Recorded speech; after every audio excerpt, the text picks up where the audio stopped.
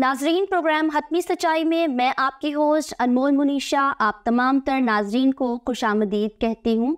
آج کے شو کا بہت ہی خاص اور دلچسپ مضمون ہے داؤد کا تخت یا روحانی بادشاہی، اور ہمارے ساتھ خدا کے خادم جناب پروفیسر شفیق کمل صاحب موجود ہیں جو آج اس مضمون پر روشنی ڈالیں گے۔ سر، جناب ظفر اقبال کی طرح کئی مسلم اسکالرز ہیں جو اس سوچ کے حامل تھے کہ جناب مسیح صرف دنیاوی بادشاہت قائم کرنے کے لیے اس دنیا میں آئے، جو کہ ناکام ہو گئے۔ اسی مناسبت سے سب سے پہلا سوال جو میں آپ کے سامنے رکھنا چاہوں گی وہ ہے کہ اگر مسیح نے روحانی تخت پر ہی بیٹھنا تھا تو پھر زکریا نبی والی پیش گوئی کو سچ ثابت کرنے کے لیے گدھا سواری کیوں ہے؟ شکریہ، بڑا دلچسپ ٹاپک ہے اور آپ کا سوال بھی بہت دلچسپ ہے، لیکن اس سے پہلے میں ایک بات واضح کرنا چاہتا ہوں کہ میں آپ کا شکر گزار ہوں کہ آپ نے تعارفی الفاظ میں یہ بتا دیا کہ کچھ مسلمان ایسا سوچتے ہیں۔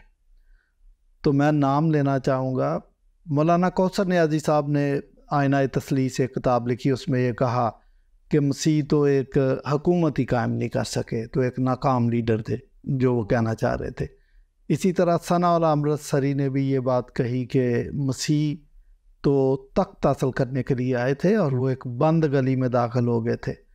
تو وہ جو کام کر رہے تھے اس میں، یا جب آپ تخت کے لیے جاتے ہیں تو پھر دو چیزیں، دو پاسبلٹیز ہوتی ہیں، یا تخت یا تختہ۔ تو مسیح ایک بند گلی میں داخل ہو گئے تھے، لہٰذا ان کے حصے میں تختہ آیا، اور بند گلی سے واپس آنا ناممکن نہیں تھا۔ یہ ساری فضولیات ہیں، یہ ایسے لوگ ہیں جو خدا کے منصوبے سے واقف نہیں ہیں اور بائبل کی ABC سے بھی واقف نہیں۔ آپ کا سوال ہی لے لیجئے، ظفر اقبال صاحب نے جو پوچھا کہ بظاہر مسیحی اب یہ ثابت کرنے کی کوشش کرتے ہیں تو مسیح کے روحانی تخت پر بیٹھنے کے لیے آیا تھا، تو درست کہتے ہیں، وہ روحانی تخت پر ہی بیٹھنے کے لیے آیا تھا۔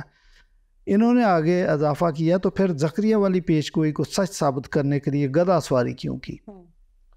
یہ بھی میں سمجھتا ہوں کہ یہ ٹیکسٹ کو بھی نہیں سمجھتے۔ تو زکریا والی پہلے پیش گوئی پڑھ لیتے ہیں کہ وہ ہے کیا، تو پھر میں یہ گدھے والی بات بھی آپ کو بیان کر دوں گا۔ زکریا 9 باب کی 9 آیت میں، rejoice greatly O daughter of Zion, shout daughter of Jerusalem, see your king comes to you, righteous and having salvation, gentiles and riding gentle and riding on a donkey. اس تو ٹیکسٹ کے اندر ہی ساری باتیں واضح کہ وہ بڑا نرم مزاج ہے، اس لیے گدھے پر سوار ہو کے آیا۔ جو شخص جنگ پر جاتا ہے وہ گدھے پر سوار ہو کے نہیں آتا۔ تو اگر جنگ کے لیے مسیح آتے، جیسا کہ یہودی سمجھ رہے تھے اور بہت سارے لوگوں نے اس کو سمجھا، تو پھر وہ گھوڑے پر سوار ہو کے آتے اور ایک ہاتھ میں تلوار ہوتی، ایک ہاتھ میں ان کے شیلڈ ہوتی دفاع کے لیے۔ انہوں نے تو ایسا کچھ نہیں کیا، وہ نرم مزاجی سے ہی آئے تھے۔ اور پھر یہ ہے کہ ڈاٹر آف زیون کو یہ کہا گیا کہ آپ کا بادشاہ آ رہا ہے اور وہ رائچس ہے، راست باز ہے، اور سالویشن، نجات لیے ہوئے آتا۔ ساری باتیں تو اس کے اندر ہی واضح کر دی گئی ہیں، تو آپ مس انڈرسٹینڈ کرتے ہیں ٹیکسٹ کو، پری ٹیکسٹ کے طور پر آپ پڑھ رہے، جو کہ ایک جرم۔ اب میں اس کو واضح کر دوں کہ مسیح گدھے پر سوار ہو کے آئے تو اس کا مطلب کیا تھا۔ ظفر اقبال صاحب سمجھ رہے ہیں کہ گدھے پر سواری کر کے جو آتا وہ جنگ کے لیے آتا، نیور۔ اصل میں وہاں پر 2 فیکشنز تھے، ایک تو مسیح یسوع تھے اور دوسری طرف یہودی لوگ تھے۔ یہودیوں کے ذہن میں بلا شبہ یہی بات تھی کہ مسیح یروشلم میں جا رہا ہے تو یہ تختہ الٹے، اور وہ جو نعرے لگا رہے تھے اور کھجور کی ڈالیاں ہلا رہے تھے تو یہ فتح مندی کا نشان ہے۔ اور جو نعرے لگا رہے تھے، آج کل چونکہ الیکشن کا دور ہے پاکستان میں، تو آپ کو پتہ ہوگا کہ جو نعرے لگاتے ہیں وہ کہتے ہیں قدم بڑھاؤ نواز شریف ہم تمہارے ساتھ ہیں، یا قدم بڑھاؤ عمران خان ہم تمہارے ساتھ ہیں۔ تو وہ یہی کہہ رہے تھے دراصل مسیح یسوع۔ یہ تو ہے عوام کی بات، لیکن مسیح یسوع کے ذہن میں کہیں حکومت چھیننے کا شائبہ تک بھی موجود نہیں تھا۔ آپ اناجیل کو پڑھے، ایک جگہ پر مسیح یسوع کو جمع کر کے اس کے سر پر تاج پہنانے کی کوشش کی کہ اس کو اپنا بادشاہ بناتے ہیں. مسیح ان کے بیچ میں سے نکل گئے تھے، ان کے ذہن میں کہیں بھی یہ بات نہیں تھی. مسیح یسوع جنگ کے لیے نہیں آئے تھے. یہ میں 2-3 باتوں سے بتاؤں گا. پطرس نے جب تلوار نکال کے تو حملہ آوروں میں سے ایک کا کان اڑا دیا تھا، تو مسیح یسوع نے کہا کہ اپنی تلوار میان میں کر، جو لوگ تلوار سے قتل کرتے ہیں وہ تلوار ہی سے قتل کیے جائیں گے. نمبر 1 جی. آپ یہ دیکھیں کہ جن شاگردوں کو، جن رسولوں کو مسیح یسوع نے ٹرین کیا، وہ شاگرد اور شاگردوں کے شاگرد اور پھر ان کی تیسری پشت، ان میں سے کسی شخص کے ہاتھ میں آپ نے تلواریں نہیں دیکھی ہوں گی کہ وہ تلواروں سے فتح کر رہے تھے یا تلواروں سے انجیل کی منادی کر رہے تھے. بالکل. اس نے تو منادی کا طریقہ بھی ان کو بڑا سمپل بتا دیا کہ آپ نے منادی کرنی ہے، کوئی آپ کی بات سنے تو ٹھیک، نہ سنے تو اپنے پاؤں کی گر جھاڑ کر واپس آ جانا. کہیں نہیں لکھا کہ جیسے ہی کوئی آپ کی خوشخبری سننے سے انکار کرے تو آپ نے میان سے تلوار باہر نکال لینی ہے. ایسا کچھ نہیں کہا. جی. اچھا، پھر جب جنگ کے آثار وہاں پر نمایاں ہوئے، پطرس نے تلوار نکالی، حملہ آور آئے اور وہ مسلح تھے، تو مسیح یسوع نے شاگردوں کو کہا کہ میں اگر چاہوں تو 12 تمن فرشتے ابھی منگوا سکتا ہوں، اور 12 تمن فرشتے ان کا کیا، ان کی پوری حکومت کا تکہ بوٹی بنا دیتے، لیکن میں نے ایسا کرنا نہیں. اچھا، پھر پلاطوس کے سامنے جب پلاطوس نے کہا کہ بھائی ہم تک یہ نیوز پہنچی ہے کہ آپ بادشاہی کے دعوے دار ہو، یہی رپورٹ کی گئی تھی، تو مسیح یسوع نے کہا کہ بادشاہ کا اگر لفظ استعمال کہیں ہوا بھی ہے تو میں آپ کو واضح کر دوں کہ ہماری بادشاہت دنیاوی نہیں. میں ایسا بادشاہ ہوں جو دلوں پر حکومت کروں گا اور دلوں پر حکومت کرتا ہوں. اور اس کا ثبوت مسیح کی اس منسٹری میں تھا کہ 5-5 ہزار 7-7 ہزار لوگ اس کے پیچھے چلتے تھے.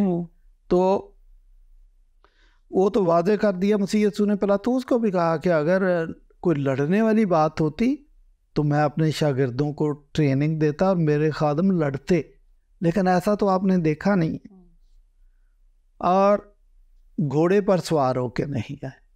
گھوڑے پر سوار ہوتے تو یقیناً ان کو پتہ چل جاتا کہ یہ لڑنے کے لیے آئے ہیں.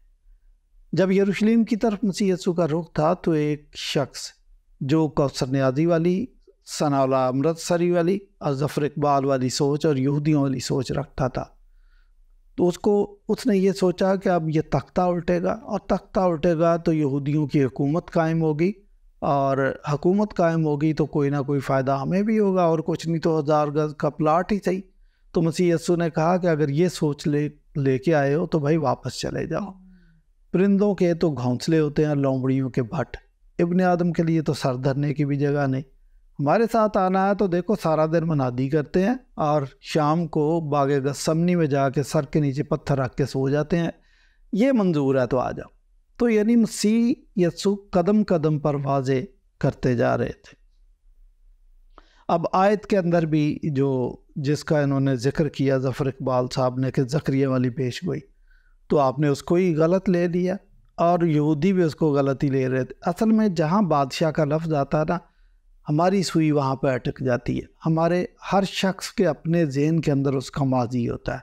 یہودیوں کے ذہن میں جو ان کا ماضی تھا وہ بڑا خطرناک ماضی تھا. لوگوں نے ان کو فتح کیا، لوگوں نے ان کو تنگ کیا، لوگوں نے ان کو پرسیکیوٹ کیا، لوگ ان کو غلام بنا کے لے گئے.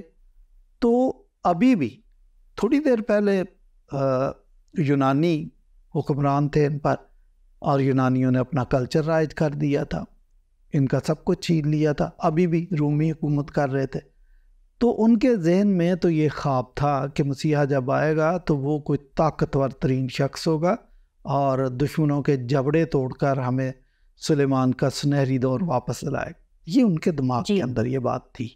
لہٰذا وہ تو بادشاہ کا لفظ سنتے ہی اپنے کان کھڑے کر لیتے تھے کہ یہ بندہ ہمارے کام کا ہے.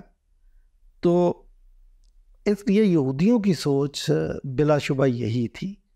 آپ یہ دیکھیں کہ بعد میں بھی جب یسوع مسیح مردوں میں سے جی اٹھے تو مسیح یسوع آمد ثانی کا ذکر کر رہے تھے تو شاگرد اس کو کیا کہتے ہیں؟ یہ وہ تھے جو 24 گھنٹے مسیح کے ساتھ رہتے تھے کہ ابھی تو لگتا آپ جلدی میں تھے، 3.5 سال کتنا کے ٹائم ہوتا ہے، لیکن آمد ثانی پر تو کافی وقت ہوگا، اس وقت تو ہمیں بادشاہی دلا دو گے نا. تو مسیح یسوع نے اس وقت بھی ان کے دماغ کو کلیئر کیا تھا کہ میری بادشاہی ایسی نہیں ہے. جب روح القدس تم پر نازل ہوگا تو تم جرت اور قوت پاؤ گے، اور تم یروشلم اور یہودیہ اور سامریہ اور زمین کی انتہا اقوام عالم میں میری بادشاہی کی، میری انجیل کی گواہی دو گے. تو مسیح یسوع کے ذہن میں فرق بات تھی، اور یہودیوں کے ذہن میں اگرچہ وہ شاگرد بھی تھے تو فرق بات تھی. ایون یوحنا استباغی جس نے مسیح یسوع کو پہچانا، تعارف بھی کروایا، لیکن جب وہ حوالات میں آیا تو اس کے ذہن میں بھی آ گیا کہ لگتا ہے کہ یہ اصل مسیح نہیں ہے، میں نے پہچاننے میں کہیں غلطی کی. اگر یہ اصل مسیحا ہوتا تو ابھی تک تو ہماری بادشاہت قائم ہو گئی ہوتی، منسٹریاں بڑھ چکی ہوتی اور میں شان سے پھر رہا ہوتا، میرا مقصد پورا ہو جاتا کہ دیکھو جی میں نے اس کا تعارف کروایا تھا تو دیکھو اب حکومت بھی مل گئی. تو اس کے ذہن میں بھی شک آ گیا تھا. تو اماؤس کی راہ پر جو 2 مسافر جا رہے تھے وہ مسیح یسوع سے ہی باتیں کر رہے تھے لیکن اس کو پہچانتے نہیں تھے. تو بڑی مایوسی سے مسیح یسوع کو کہہ رہے تھے کہ ہمیں تو اس شخص سے بڑی امید تھی، اس کا مطلب ہماری امیدوں پر تو پانی پھر گیا، وہ تو مارا گیا، ہمیں تو تخت بھی نہیں ملا، ہمیں تو حکومت بھی نہیں ملی. تو یہودی سیاسی آزادی چاہتے تھے. اولڈ ٹیسٹمنٹ میں جہاں بھی نجات کا لفظ آیا وہ اس کو سیاسی آزادی سے تعبیر کرتے تھے، اور جو ان کا پس منظر تھا، جو ان کا بیک گراؤنڈ تھا، ان کو یہی کرنا چاہیے تھا. اگر میں ان کی جگہ پہ ہوتا، ہم ان کی جگہ پہ ہوتے تو ہم بھی کہتے کہ سب سے پہلے تو ہمیں سیاسی آزادی دلاؤ نا، ہماری حکومت کو استحکام بخشو. آپ کو پتہ پاکستان میں ایک تنظیم بنی ہے وہ استحکام پاکستان، تو وہ بھی یہی کہتے پہلے استحکام اسرائیل پارٹی بناؤ، باقی باتیں بعد میں. تو ان کو کہاں مسیح یسوع کی نجات اتنی آسانی سے سمجھ آنی تھی. یروشلم میں جو شاہانہ داخلہ ہے، مجھے بڑا افسوس ہوتا ہے کہ جو بات ظفر اقبال کر رہے ہیں یہ کرسچن بھی یہی بات کرتے ہیں، یہ اس کو شاہانہ داخلہ کہتے ہیں. یہ شاہانہ داخلہ نہیں تھا. جب آپ شاہانہ داخلہ کہتے ہیں تو آپ کے ذہن میں بھی یہی بات ہے کہ یسوع مسیح تو فتح کرنے جا رہے تھے، تو پھر تو اس کے ہاتھ میں تلوار ہونی چاہیے تھی، پھر تو اس کو جنگ کا نعرہ لگانا چاہیے تھا. ایسا مسیح یسوع نے کچھ بھی نہیں کیا.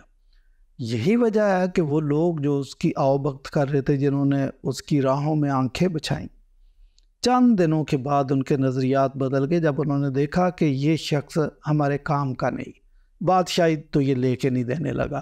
تو پھر کہا اسی شخص کو جس کو بادشاہ بنانا چاہتے تھے، اب کہہ رہے ہیں کہ اس کو سلیب دو.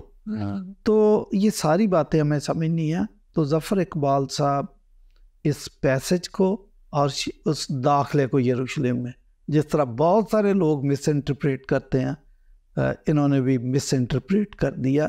مسیح کی تعلیمات کے اندر اور اس کے مشن کے اندر کہیں پہ بھی اسرائیل کی یہ والی بادشاہی ان کے تصور میں نہیں تھی. وہ جو کرنا چاہتے تھے انہوں نے وہی کیا. ہاں، اسرائیلیوں کے ذہن میں، یہودیوں کے ذہن میں یہ بات ہر قدم پر مصمم ارادے کی طرح چھپی ہوئی تھی. اس لیے جب پلاطوس نے اچانک سے یہ فکرہ بول دیا کہ آپ کو برابا چاہیے یا مسیح چاہیے، تو انہوں نے کہا ہمیں برابا چاہیے. برابا کا مطلب یہ ہے کہ بندے مارنے والا بندہ چاہیے تاکہ وہ فتح کر سکے، رومیوں کے تسلط کو توڑ سکے اور ہمیں ہماری بادشاہی مل جائے. تو یہ تشریحات غلط ہیں، آؤٹ آف کانٹیکسٹ ہیں. تو ظفر صاحب کو بھی سمجھنا چاہیے، اور ہمارے جو مسیحی ہیں خاص کر پام سنڈے کی جو تشریحات غلط کرتے ہیں، ان کو بھی بہت کچھ سمجھنے کی ضرورت ہے.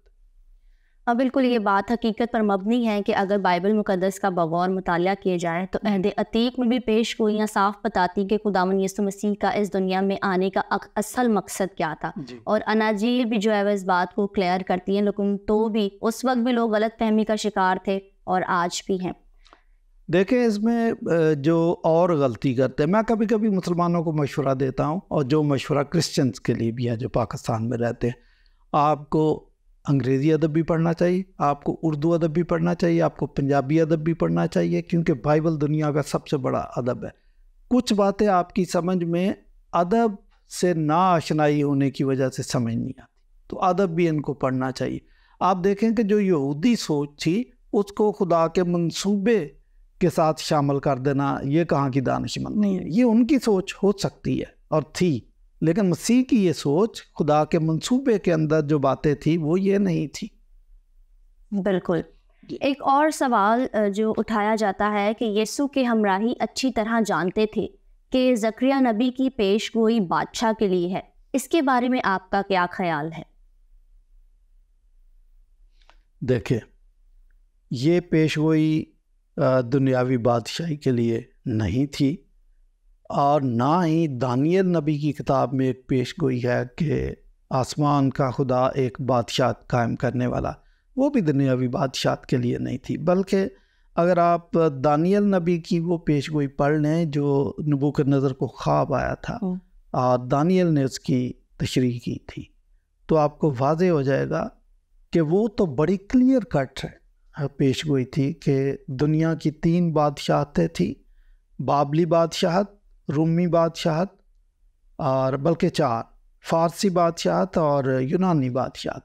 یہ چاروں بادشاہتیں اپنے وقت کی بہترین اور طاقتور ترین بادشاہتیں تھیں. اپنے اپنے وقت میں ان ساری بادشاہتوں کے متعلق یہ خیال کیا جاتا تھا کہ بادشاہتیں اتنی طاقتور ہیں کہ ان کو کبھی زوال نہیں آ سکتا. لیکن خدا نے نبوکدنضر کو بتا دیا تھا کہ اس غلط فہمی میں نہ رہنا، یہ ساری بادشاہتیں اپنے اپنے وقت کے ساتھ دم توڑ جائیں گی. لیکن آسمان کا خدا ایک بادشاہی قائم کرنے والا ہے جو ابد تک قائم رہے گی اور پوری دنیا میں پھیل جائے گی. ایک پتھر جو بغیر ہاتھ لگائے کاٹا گیا، اس کا مطلب وہ خدا ہی منصوبہ تھا. یہ اس مورت سے جو 4 بادشاہوں کی نمائندگی کرتا تھا ٹکرائے گی اور وہ مورت پاش پاش ہو جائے گی. اور آپ دیکھتے ہیں کہ 3 صدیوں کے بعد رومی بادشاہت جو اس سلسلے کی آخری کڑی تھی وہ پاش پاش ہو گئی اور پورا ملک کرسچن ہو گیا. اور مسیح یسوع نے اس بادشاہت کے بارے میں کہا تھا کہ کلیسیا پر عالم ارواح کے دروازے کبھی غالب نہیں آ سکتے. تو یہ کہنا کہ اچھی طرح یسوع کے ہمراہی جانتے تھے کہ یہ پیش گوئی دنیاوی بادشاہت کے لیے نہیں، ایسا نہیں ہے. میں نے پہلے بھی بتایا کہ ہو سکتا ہے کہ شاگردوں کے ذہن میں، کیونکہ آفٹر آل وہ بھی یہودی تھے، یہ باتیں ہوں. لیکن جب مسیح یسوع مردوں میں سے جی اٹھے اور مسیح یسوع نے ان کے ذہنوں کو کھولا تو پھر ان کو پتہ چل گیا کہ مسیح یسوع جس بادشاہی کے دعوے دار تھے وہ دنیاوی بادشاہت نہیں تھی. بعد میں انہوں نے تادم مر آسمانی بادشاہت کی پریچنگ کی ہے، انجیل کی منادی کی ہے. اس کے بعد کبھی ان کا لیکچر مجھے بتا دے کہ میں الیکشن پہ کھڑا ہوں گا اگلے سال تو ووٹ میرے ہیں، کسی نے ایسا نہیں کہا. تو یہ جناب جو مرضی کا ہے ایسا نہیں. لیکن اس سے ریلیٹڈ یہ بھی سوال کیا جاتا ہے کہ بادشاہت کی پیش گوئی کی ناکامی پر بادشاہ سلامت نے اپنے لفظ سی لیے. اس پر روشنی ڈالی. یہ وہی بات کر رہے ہیں، یہ بادشاہ سلامت مسیح یسوع کو کہہ رہے ہیں کہ وہ چپ ہو گئے، ناکام ہو گئے. ثناء امرتسری کا میں نے چھوٹتے ہی خیال بتایا تھا کہ مسیح یسوع تو ایک بند گلی میں داخل ہو گئے تھے، وہاں پہ واپسی کا راستہ نہیں تھا. یہ سب وہی باتیں کر رہے ہیں. اصل میں مسلمانوں کی جو ساری تھیالوجی ہے، مولانا مودودی نے کتاب لکھی ہے خلافت سے ملوکیت تک، تو وہ تو ابھی تک ملوکیت ہی چل رہی ہے. سعودی عرب جو اسلام کا گڑھ ہے وہاں پہ بھی ملوکیت ہے، کہاں خلافت ہے؟ تو ان کے ذہنوں میں تو پھر یہی بات آئے گی، تو وہ یہ اس قسم کے سوالات کر دیتے ہیں. بادشاہ سلامت نے لب نہیں سی لی، بلکہ بادشاہ سلامت نے تو یہ کہا تھا، جب فقیہوں اور فریسیوں نے کہا کہ ان لوگوں کو چپ کراؤ یہ شور کرتے ہیں، تو مسیح یسوع نے کہا کہ اگر یہ انسان چپ رہیں گے، اگر یہ انسان خاموش رہیں گے تو پتھر چلا اٹھیں گے. تو مسیح کے شاگرد بھی چلا رہے تھے، نہ صرف 70 شاگرد، اور ان کے جو اگلی نسلیں تھیں شاگردوں کے شاگرد وہ بھی یہی کہتے رہے. اور ہم نے تو دیکھا کہ پہلی 3 صدیوں میں جو مسیح کے پیروکار تھے وہ انجیل کی منادی کرتے تھے اور اس بادشاہ کی منادی کرتے تھے جو ان کا بادشاہ بھی تھا، جو ان کا نجات دہندہ بھی تھا، جو ان کا خداوند بھی تھا. آج تک 4.5 کروڑ لوگ شہادت کا رتبہ حاصل کر چکے ہیں جو انجیل کی منادی کر رہے تھے اور مسیح کو اپنا بادشاہ بتا رہے تھے. تو یہ کیسے کہتے ہیں کہ انہوں نے اپنے لب سی لیے تھے؟ اگر لب سی لیے تھے تو یہ جو تقریباً 3.5 یا 4 ارب کی آبادی ابھی بھی دنیا میں غالب اکثریت مسیحیوں کی ہے، مسیح کے ماننے والوں کی ہے. ایسا ہو سکتا ہے کہ مسیح یسوع نے اپنے لب سی لیے تھے، شاگرد بھی خاموش تھے تو انہوں نے اپنے لب نہیں سیے تھے، وہ منادی کر رہے تھے. ویسے مسیح یسوع نے کہا تھا کہ اگر یہ اپنے لب بھی سی لیں گے، اگر یہ چپ ہو جائیں گے یا چپ کرا دیے جائیں گے تو ان کی جگہ پتھر چلا اٹھیں گے، انجیل کی منادی ہوتی رہے گی. تو یہ کہنا کہ انہوں نے اپنے لب سی لیے تھے، یہ خدا کے منصوبے سے، مسیح کی تعلیمات سے اور مسیح کے مصمم ارادوں سے اور پھر ان کے شاگردوں کے ارادوں سے واقف نہیں ہے، اس لیے ایسی باتیں کرتے. بالکل ایسا ہی ہے، اور مسیحوں کی جو شہادت ہے وہی اس بات کا ثبوت ہے کہ نہ مسیح چپ ہوئے اور نہ ہی اس کے جو پیروکار تھے وہ اتنی زیادہ تعداد میں 4.5 کروڑ شہادتیں، اور ابھی یہ شہادتیں ہوتی جا رہی ہیں. بالکل. یہ باتیں بیان کرنے سے آپ یہی کہنا چاہ رہے ہیں کہ خداوند یسوع مسیح جو ہے وہ اپنے منصوبے کو بھرپور طریقے سے بیان کر رہے تھے؟ ایگزیکٹلی. آپ دیکھیں کہ چونکہ ان کا منصوبہ یہی تھا، انہوں نے اپنے شاگردوں کو 3.5 سال منادی کے لیے تیار کیا تھا کہ آپ نے اقوام عالم میں جا کے انجیل کی منادی کرنی. جب یسوع مسیح مردوں میں سے جی اٹھے تو یہ بات درست ہے کہ انہوں نے لمبی چوڑی تقریریں نہیں کی، انہوں نے کوئی قائد اعظم کی طرح 14 نکات نہیں دیے، لیکن ان کا ایک ہی نقطہ تھا، جی اٹھنے کے بعد ایک ہی نقطہ تھا کہ پس تم جا کر سب قوموں میں انجیل کی منادی کرو. تو یہ تو وہ بات کہہ رہے تھے اور برمڑا کہہ رہے تھے، اور بائبل کے طالب علم جو ہے وہ متی 28ویں باب کی 19 اور 20ویں آیت کو ارشاد اعظم کہتے ہیں کہ سب سے بڑا حکم ہے. آپ کہہ رہے ہیں انہوں نے لب سی لیے تھے، میں کہہ رہا ہوں سب سے بڑا حکم انہوں نے جی اٹھنے کے بعد دیا. تو آپ کیسے کہہ رہے ہیں؟ یہ بعض لوگوں کا خیال ہے کہ مسیح یسوع خوف زدہ ہو گئے تھے اور بڑی مشکل سے، کچھ کہتے ہیں کہ سروائیو کر گئے تھے. ایسی بات نہیں ہے، سروائیو نہیں کر گئے تھے، وہ مر گئے تھے اور تیسرے دن مردوں میں سے جی اٹھے اپنی پیش گوئی کے مطابق.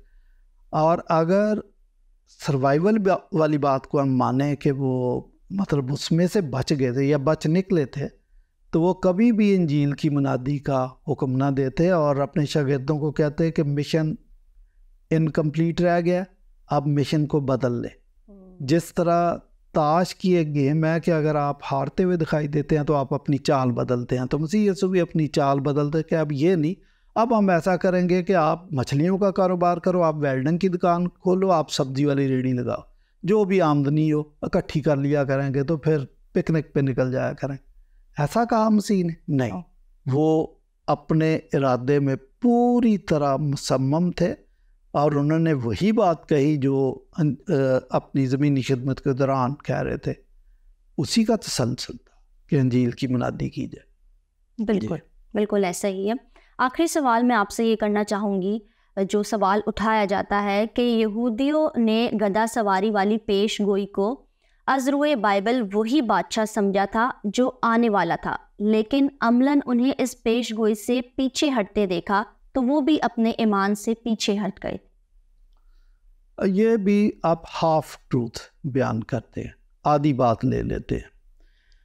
ایسا تو ہے کہ کچھ یہودی یا ان کا ایک فیکشن یا ان کی ایک تعداد مسیح سے اس لیے متنفر ہوئے تھے کہ مسیح یسوع جنگ کی تعلیم نہیں دے رہے تھے اور وہ امن کی تعلیم دیتے تھے. انہوں نے کہا کہ اگر کوئی تمہارے دائیں گال پر تھپڑ مارے تو بایاں بھی اس کی طرف پھیر دو.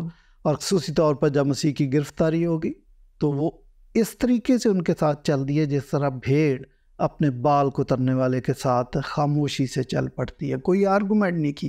ایون پلاطوس کی کورٹ کے اندر بھی مسیح یسوع نے اپنے ڈیفینس میں کچھ نہیں کہا. تو یہ بات اتنی اس حد تک تو درست ہے کہ مسیح یسوع نے یہ باتیں کی، امن کی تعلیم تھی، اور اسی وجہ سے بعض یہودی یہ سمجھے کہ یہ شخص ہمارے کام کا نہیں ہے، ہمیں برابا چاہیے، ہمیں یہ برابا جیسا بندہ چاہیے. اور خصوصی طور پر اس وقت یہودیوں کی کئی تنظیمیں تشدد پسند تنظیمیں تھیں اور وہ تلوار اور جنگ و جدل سے کام لے رہی تھی. تو ایک گروپ جو ہے وہ پیچھے بھی ہٹ گیا اور انہوں نے سمجھا کہ شاید ہم نے پہچاننے میں غلطی کی ہے، یہ اصل مسیحا نہیں ہے، یہ کوئی اور شخص ہے. یہ جو نظریہ ہے نا، ہم کہتے ہیں کہ سلیب پر مسیح کی جگہ کو اس کا ہم شکل مصلوب ہو گیا تھا. یہ پہلی صدی میں کچھ ایک گروپ تھا جس کا یہ نظریہ تھا کہ یہ فرق بندہ ہے جس کو سلیب دے دیا، یہ اصل مسیح نہیں. دیکھا یوحنا کی بھی بات اسی طرف اشارہ کرتی ہے. لیکن یہ کہنا کہ سارے یہودی یہی سمجھتے تھے، نہیں. ایک گروپ تھا جنہوں نے کہا کہ یہ جھوٹا نبی ہے، اس کو سلیب دیا جائے. ایک گروپ یہ تھا کہ ہم نے پہچاننے میں غلطی کی ہے. تیسرا گروپ تھا جن کی تعداد دن بدن بڑھتی جا رہی تھی. وہ یہ کہتے تھے کہ ہم نے مسیحا کو درست پہچانا اور یہ وہی مسیحا ہے جس کی پیشگوئی کی ہے، اور یہی ہمارا نجات دندہ ہے، یہی ہمارا خداوند ہے. بلکہ مسیحیت میں شامل ہونے کے لیے سب سے پہلی شرط یہی تھی کہ وہ اس کو اپنا خدا اور خداوند مانے. اور ان کی تعداد تو دن بدن بڑھ رہی تھی. ایک دن 5000 آ گئے، 3000 آ گئے، اور دن بدن آتے جا رہے تھے، اور غیر قومیں بھی اس میں شامل ہو رہی تھی. بالکل ایسے ہی ہے. اور یہ آپ نے بہت خوبصورت طریقے سے اس بات کو بیان کیا ہے کہ اگر وہ لوگ جو گمراہ ہو بھی گئے تھے تو ان کی توقعات کے مطابق خداوند یسوع مسیح جو ہے وہ جنگ و جدل کی پریچنگ نہیں کر رہے تھے. تو صرف وہ لوگ سائڈ پہ ہو گئے تھے، باقی لوگ مسیح کے پیچھے چلتے رہے. انہوں نے پرسیکیوشن کا سامنا بھی کیا اور حتیٰ کہ اپنی جانیں بھی دیں، اور انہی کے خون کا جو بیج ہے وہ آج اس دنیا میں ہمیں نظر آ رہا ہے، کلیسیا کی صورت.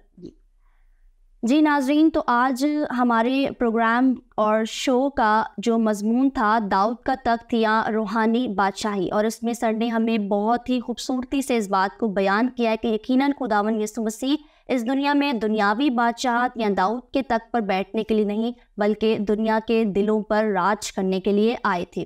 اگلی ایپیسوڈ میں بھی ہم کسی سچائی کی تلاش میں آپ کے سامنے حاضر ہوں گے.